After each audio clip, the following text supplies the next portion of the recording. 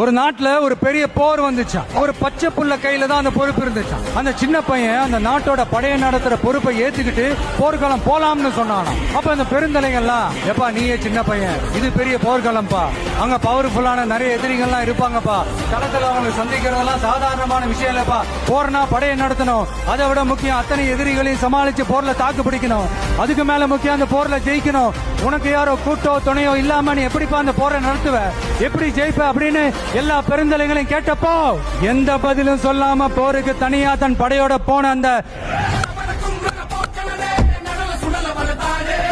பாண்டிய வம்சத்தை சேர்ந்த அந்த பையன் என்ன செஞ்சான்னு கெட்ட பையன் சார் அந்த சின்ன பையன்.